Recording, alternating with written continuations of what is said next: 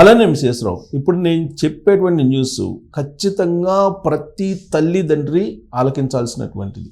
ఎందుకనంటే ప్రస్తుతం ఆలోచింపజేయలేనటువంటి, లేదంటే ఆర్టిజంతో కూడినటువంటి, అంగవైకల్యం అని అనలేం కానీ మైండ్ అంటే మనసుకు సంబంధించినటువంటి డిజార్డర్ తోటి పుట్టేటువంటి పిల్లల సంఖ్య పెరుగుతుంది. దానికి కారణం సోషల్ మీడియా తర్వాత గేమ్స్ కానీ ఇలా రకరకాలుగా సోషల్ మీడియాలో వచ్చేటువంటి కంటెంట్ ఏదైతే ఉందో ఆ కంటెంట్ని చూస్తూ పుడుతున్నారు, చూస్తూ పెరుగుతున్నారు. ఇది చాలా ప్రమాదం అని చెప్పి యూట్యూబ్ సీఈఓనే అంటున్నారు. ఆయన ఇంట్లో యూట్యూబ్ మీద నిషేధం విధించారంట. ఆయన ఇంట్లోనే. ఆయనకి 3 పిల్లలు. నీల్ మోహన్ ఆయన పేరు, కనిపిస్తున్నారు చూడండి. ఆయనకి 3 పిల్లలు, 2 అబ్బాయిలు 1 అమ్మాయి. వాళ్ళకి యూట్యూబ్ చూడటానికి లేదని చెప్పి నిషేధం విధించారంట. కేవలం వీకెండ్స్లో, అది కూడా లిమిటెడ్ టైంలో చూసేదానికి అవకాశం ఇచ్చారంట. సో ఈ సోషల్ మీడియా కారణంగా ఆ సోషల్ మీడియాకి సీఈఓగా ఉన్నటువంటి ఆయనే లిమిటేషన్స్ పెట్టి వాళ్ళ పిల్లలకి జాగ్రత్తగా చూసుకుంటూ ఉంటే, మరి పబ్లిక్ ఏం చేస్తున్నారు? పిల్లలు ఏడవకుండా ఉండటానికి, పిల్లలు అన్నం తినడానికి, చిన్నపిల్లలు యూట్యూబ్ని చూపిస్తున్నారు, యూట్యూబ్లో ఉన్నట్టు గేమ్స్ని చూపిస్తున్నారు, లేదంటే యూట్యూబ్ క్రియేట్ చేసినట్టు కంటెంట్ని చూపిస్తున్నారు. ఇది చాలా ప్రమాదకరం. అది లాస్ట్కి వ్యసనానికి దారితీస్తూ ఉంది. అణుబాంబు కంటే ప్రమాదకరమైనది మొబైల్. అణుబాంబు కంటే ప్రమాదకరమైనది. సో దాన్ని పక్కన పెట్టుకొని మీరు గనక ఎడిక్ట్ అయితే ఇక దాన్ని లేకుండా మీరు ఏదీ చేయలేరు. ఈవెన్ ఆంధ్రప్రదేశ్ ముఖ్యమంత్రి చంద్రబాబు గారు కూడా అదే చెప్తున్నారు. ఇవాళ భార్య లేకుండా భర్త ఉండగలుగుతున్నారు, భర్త లేకుండా భార్య ఉండగలుగుతుంది, కానీ మొబైల్ లేకుండా ఎవరు ఉండలేకపోతున్నారు అనేటువంటి విషయాన్ని ఆయన చెప్తున్నారు. ఇది సమాజానికి అత్యంత డేంజర్. ఏ అణుబాంబో, హైడ్రోజన్ బాంబో, లేదంటే ఏ మిజైల్స్, ఇవి కాదు ప్రమాదం సమాజానికి. కరెక్ట్గా సమాజానికి ఇప్పుడు బాగా ప్రమాదకరమైనది ఏంటంటే మొబైల్. ఈ మొబైల్ ఎంత ప్రమాదకరం అంటే సక్రమ మార్గంలో ఉపయోగించకపోతే అది ఆటం బాంబు కంటే ప్రమాదకరం. పిల్లలని వాళ్ళ మెదడుని పెరగకుండా చేస్తుంటుంది, పెద్దలని వ్యసనపరులుగా మార్చేస్తుంటుంది. దాంట్లో ఉండేటువంటి కంటెంట్, నెగిటివ్ కంటెంట్ ఏదైతే ఉందో అది రాక్షసుల్లాగా మారుస్తుంది మానవుల్ని. కాబట్టి మనం చూసేటువంటి కంటెంట్ మంచిదయ్యి ఉండేలాగా తల్లిదండ్రులు సెట్ చేసుకోవాలి ఇంటర్నల్గా. లేదంటే పిల్లలు ఏ కంటెంట్ పడితే ఆ కంటెంట్ చూస్తే మీ చేతికి దొరకరు. ప్లస్ ఇప్పుడున్నటువంటి రోజుల్లో అసలు రీడింగ్ హ్యాబిటే తగ్గిపోతుంది అంటున్నారు, నిర్వీర్యం అయిపోతున్నారు పిల్లలు అంటున్నారు. నేటి బాలలే రేపటి పౌరులు అని చెప్పేసి చాచా నెహ్రూ గారు చెప్పారు. మరి ఇవాళ ఉండేటువంటి చిన్నారులని మనం కాపాడుకోలేకపోతే రాబోయేటువంటి పౌరులు రాక్షసులాగా మారే అవకాశం ఉంది. సమాజాన్ని అసలు చీల్చి చెండాడేటువంటి భయంకరమైనటువంటి మనుషులను తయారు చేసే అవకాశం ఉంది. అలాంటి కంటెంట్ ఇప్పుడు సోషల్ మీడియాలో మనకు లభిస్తుంది. అందుకే సోషల్ మీడియా సైకోలు అని అంటున్నారు. సైకోలు కాదు, వీళ్ళు చాలా ప్రమాదం. వీళ్ళు ఉగ్రవాదులు లాంటి వాళ్ళు. ఉగ్రవాదుల కంటే ప్రమాదకరమైనటువంటి వాళ్ళు. ఉగ్రవాదులు 10 మందినో 20 మందినో 30 మందినో కాల్ చేస్తారు, చంపేస్తారు. కానీ కొన్ని కోట్ల మందిని చంపేసేది ఈ సోషల్ మీడియా ఉగ్రవాదులు. కంటెంట్ అనేది ప్రజలకు ఉపయోగపడాలి, సమాజానికి ఉపయోగపడాలి.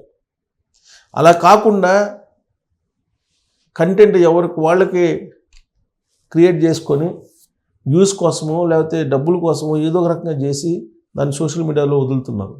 దాంతో అది చూసి ఎడిక్ట్ అయిపోతున్నటువంటి వాళ్ళు ఉన్నారు. సాధారణంగా ఏంటంటే మనం మానవ సైకాలజీ ఎలా ఉంటుందంటే పాజిటివ్ కన్నా నెగిటివ్ వైపు ఎక్కువ మూవ్ అవుతూ ఉంటారు. అది చిన్నప్పటి నుంచి వస్తూ ఉంటుంది. అది నువ్వు అటు వెళ్ళకు, అటు వెళితే పడతావు అని చెప్పి మనం చిన్నపిల్లలు చెప్పామనుకోండి, అటే వెళ్తాడు. అది సైకాలజీ అంతే. అది ఈ నెగిటివ్కి ఉన్నంత ఆదరణ పాజిటివ్కి లేదు, పాజిటివ్ ఉండటం లేదు. నిజానికి ఉన్నంత విలువ దానికంటే కూడా అబద్ధానికి ఎక్కువ ఉంటుంది. సో కాబట్టి అబద్ధాన్ని ఎక్కువ నమ్ముతున్నారు, నిజాన్ని నమ్మట్ల. గాసిప్స్కి ఉన్నంత క్రేజ్ ఉపయోగపడేటువంటి న్యూస్ ఉండలేదు. అందుకే ఆస్ట్రేలియా ఒక నిర్ణయం తీసుకుంది. నేటి బాలలు రేపటి పౌరులుగా, మంచి పౌరులుగా ఉండాలని అంటే సోషల్ మీడియా ఉండకూడదని నిర్ణయం తీసుకొని బ్యాన్ చేసింది ఆస్ట్రేలియా. ప్రపంచంలో సోషల్ మీడియాని బ్యాన్ చేసినటువంటి కంట్రీ ఏదైనా ఉందంటే ఆస్ట్రేలియా. ముందుగా మేలుకుంది, రాబోయేటువంటి పరిణామాలు ఏంటో అది అర్థం చేసుకుంది, అందుకే బ్యాన్ చేసింది. 19 years లోపల ఉన్నటువంటి వాళ్ళు ఎవ్వరు కూడా లాగిన్ కావడానికి లేదని చెప్పి ఒక కండిషన్ పెట్టింది. ఇన్ కేసు వాళ్ళు లాగిన్ అయ్యి ఆ కంటెంట్ చూస్తుంటే ఆ సంబంధిత కంపెనీ ఏదైతే ఉందో దాని మీద 275 కోట్ల రూపాయలు ఫైన్ విధిస్తామని చెప్పి హెచ్చరించింది. దానికి సంబంధించి ప్రత్యేకమైన చట్టాన్ని కూడా తీసుకొచ్చింది. అంటే సమాజంలో ఎంత ప్రమాదకరమో సోషల్ మీడియా అనేది ఆస్ట్రేలియా గవర్నమెంట్ గమనించినంతగా ఏ గవర్నమెంట్ ప్రపంచంలో గమనించలేదు.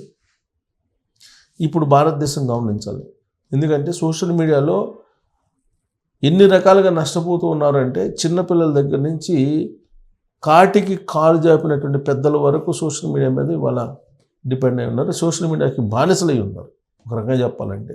కొంతమంది, ఎక్కువ మంది అది చూడకుండా ఉండలేకపోతున్నారు. ఇది వ్యసనం, ఇది డేంజర్, ఇది చాలా ప్రమాదకరం. అందుకే యూట్యూబ్ CEO వాళ్ళ పిల్లల మీద రెస్ట్రిక్షన్స్ పెట్టాడు. ఏం పెట్టాడు అనేది చూద్దాం. వాళ్ళ పిల్లలకి యూట్యూబ్ CEO పెట్టినటువంటి రెస్ట్రిక్షన్స్ ఇది. యూట్యూబ్ చూడడంపై ఇంట్లో మా పిల్లలపై ఆంక్షలు. సంస్థ యూట్యూబ్ CEOని అంటే యూట్యూబ్ యజమాని వాళ్ళ పిల్లల మీద ఆంక్షలు పెడితే మీ పిల్లల మీద మీరు ఆంక్షలు పెట్టకపోతే మీ పిల్లల భవిష్యత్తు ఏంటి ఆలోచించాలి కదా. సో ఆయన చెప్పాడు, ఆయన ఏమంటున్నాడు, పిల్లల్లో సోషల్ మీడియా వ్యసనంపై ప్రముఖ video streaming platform YouTube CEO Neal Mohan ఈ ఇంటర్వ్యూలో మాట్లాడారు. సామాజిక మాధ్యమాలను అధికంగా ఉపయోగించడం మంచిది కాదని, అందుకే తమ పిల్లలను సోషల్ మీడియాకు దూరంగా ఉంచుతామని ఆయన అన్నారు. వారాంతంలో తప్ప మిగిలిన రోజుల్లో యూట్యూబ్ సహా ఇతర సోషల్ మీడియాలకు దూరంగా ఉండాలని తమ పిల్లలపై ఆంక్షలు విధించినట్లు పేర్కొన్నారు. ఈ విషయంలో తాను తన భార్య చాలా కఠినంగా ఉంటామన్నారు. వారాంతంలో కొన్ని పరిమితులతో వాటిని వాడుకోవడానికి అవకాశం ఇస్తామన్నారు. అయితే అంతేకాకుండా పిల్లలు సోషల్ మీడియాను ఎందుకు, ఏ విధంగా ఉపయోగిస్తున్నారనే విషయాలను గమనిస్తుండడం తల్లిదండ్రుల బాధ్యతల్లో ముఖ్యమైనది. తాను భావిస్తున్నాను ఆ విధంగా చెప్పాడు. పిల్లల అభ్యసనకు అంటే చదువుకి, నైతిక విలువలు నేర్చుకోవడానికి ఉపయోగపడే కంటెంట్ను సోషల్ మీడియాలో వారికి అందుబాటులో ఉండేలా చర్యలు తీసుకోవాలని తల్లిదండ్రులకు సూచించారు. ఈ ఆలోచనతోనే పిల్లలకు అవసరమైనటువంటి సమాచారాన్ని అందించే యూట్యూబ్ కిడ్స్ యాప్ను 2015లో తాము రూపొందించినట్లు తెలిపారు. కాగా నీల్ మోహన్ దంపతులకు 2 కుమారులు 1 కుమార్తె ఉన్నారు. ఇది సో ఒక యాప్ను ప్రత్యేకించి కిడ్స్కి ఉపయోగపడేది తీసుకొచ్చారంట.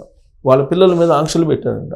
సో ఆంక్షలు లేకపోతే ఎవరు వినరండి. పిల్లలకు కానీ ఎవరికైనా సరే చెడు జరుగుతున్నప్పుడు దాని మీద ఆంక్షలు పెట్టాల్సిందే. ఆంక్షలు పెట్టకపోతే దుష్పరిణామాలను భవిష్యత్తులో మనం ఫేస్ చేయాల్సి ఉంటుంది. అందుకే ముందు మేల్కొని యూట్యూబ్ CEOనే సోషల్ మీడియా మీద వాళ్ళ పిల్లలకి ఆంక్షలు పెట్టారంటే మరి మీ పిల్లలకి ఆంక్షలు అవసరమా కాదా? అలా కాకుండా వదిలేస్తే రాబోయే రోజుల్లో ఏం జరుగుతుంది, ఏం జరిగే అవకాశం ఉంది, మీ పిల్లలు అసలు మీ చేతికి దొరుకుతారా అనేది మీరు కామెంట్ చేయొచ్చు. Thank you.